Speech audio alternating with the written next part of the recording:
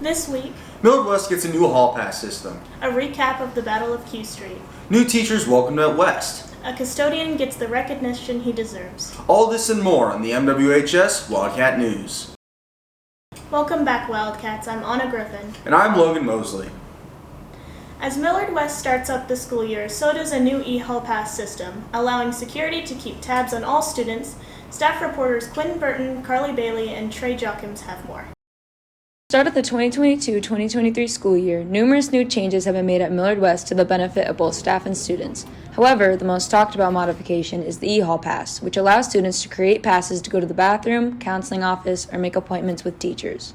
An administrator that was coming over to Millard from another district had worked with e-hall pass at the district she was at previously, and so she introduced e-hall pass to us, and then we kind of liked what we saw, and we reached out to the company and asked them to just demo it for us, and it checked a lot of the boxes of what we were looking for, and so we decided to implement it this year. E-hall pass is as simple as typing in your teacher's name, selecting the location you wish to go, and awaiting your teacher's approval.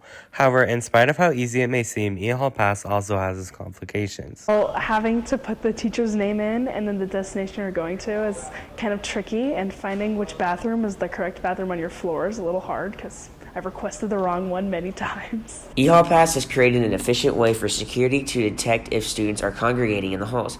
If security feels as though a student isn't where they are supposed to be, they can check to assure that they have a valid e-hall pass. We have our iPad, and on the iPad it has everyone on it. We can click all, so any pass that was created, it'll have the student's name and then it'll have the location that they're going to. It makes it a lot easier because we can determine where the students are supposed to be.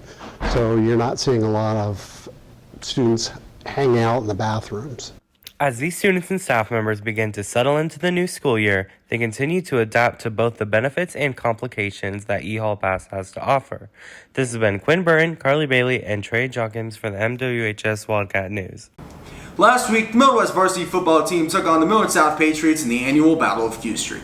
Staff reporters Hallie Opat, Nathan Delaney, and I have a recap for those who missed it.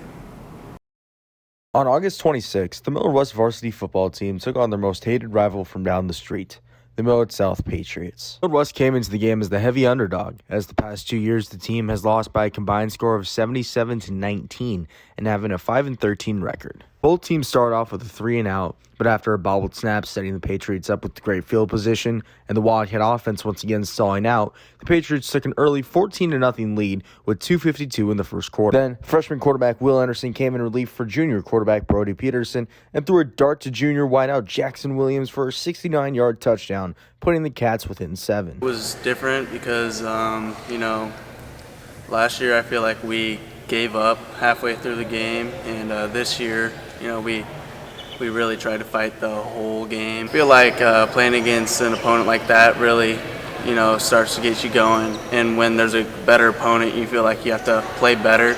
It's like playing up to competition, and some teams play down to competition. I feel like that really sparked something. The momentum was short-lived, however, as the next offensive play for the Patriots went 80 yards to the house, and shortly after a Patriots field goal put them up 24-7 at half. The third quarter was mostly quiet as the Patriots added to their lead with a touchdown, and backed up against the 5-yard line, Anderson once again connected with Williams for a 95-yard touchdown, with the score after 3 being 31-14. I mean, we had people rely more on each other for their jobs, like our safeties. We had them go in the alleys more than the linebackers. Our defense, we switched things around so we'll know more of what Omaha North is going to do, and we'll fill the inside more. Millard West was unable to capitalize on a 48-yard pass to junior wideout Bobby Joseph, and after one last score for Millard South, the Patriots took home Q Street for the third consecutive year by a score of 38-14. I think the new coaches we brought in and all the players, I think we changed the culture a little bit. We just got to get pieces put together, but I think that we played a lot harder as a team compared to last year. I don't know, the intensity, the crowd's going crazy. It takes a lot to focus on. The plays calling, we go no huddles. We got to get to the line fast. There's a lot of change of pace from JV to varsity, but you get used to it. You get in the game, and honestly, you don't really hear the crowd when you're going. Will Anderson finished the day going 8 for 13 for 222 yards and 2 touchdowns, both being from Williams. The Cats will make their home debut against the Omaha North Vikings on September 2nd. For the MWHS Wildcat News, this has been Logan Mosley and Hallie Opat.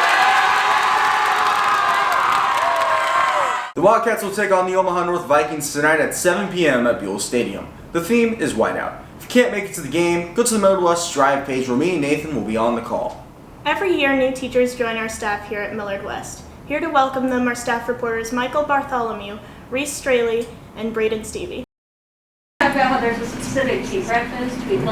the start of the 2022-2023 school year, some new faces have emerged in the building. We are excited to welcome all the new teachers and faculty.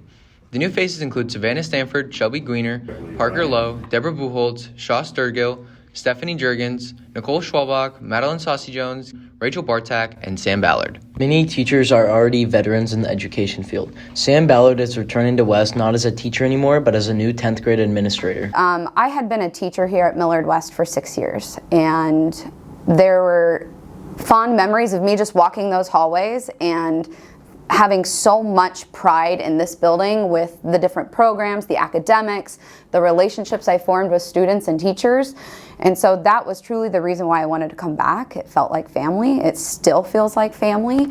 And so the first thing that I've set out to do is just to reconnect. West has brought a new program, and Shelby Greener is taking on the task of something different at the building, teaching foreign students. My role is to teach English language learners, so I have students that come from all over the world, and they could come to the United States with no English, or they could come to the United States with just a little bit of English. So my job is to teach them English and to get them to graduate from high school and become a member of our community. Other teachers are fresh out of college. Madeline SOSSI-JONES is returning here from her student teaching she did here at Millard West.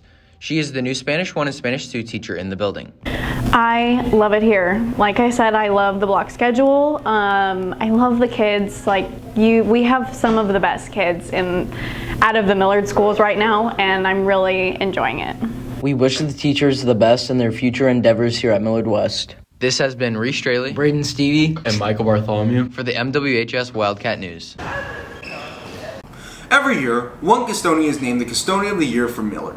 This year, Millard West head custodian Raph Diaz was honored with his hard work and service to students and staff here at Millard West.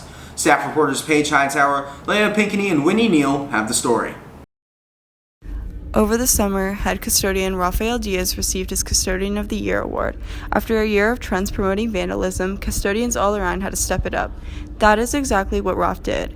His hard work and dedication to the well-being of the school really showed over the course of the year and even over the summer. Well, it means a lot because, been here so many years working with kids and staff, so it's just great. Diaz has put a lot of work in that has not gone unnoticed by the school staff.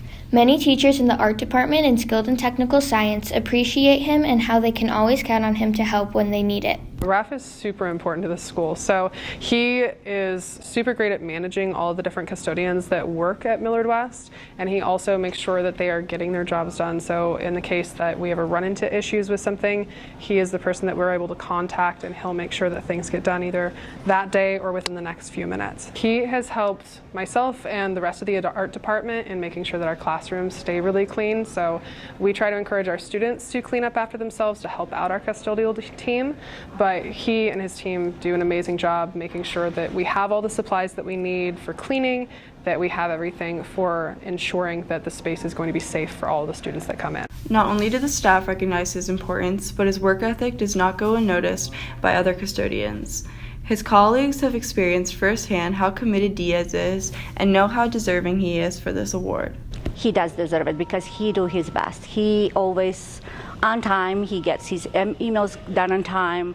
Whatever people need help, he will always do it on time and just get it done. Diaz has shown his perseverance and will continue to work hard and be an important part of Millard West, and will continue to be appreciated by everyone. For the MWHS Wildcat News, this has been Leah Pickensky, Winnie Neal, and Paige Hightower.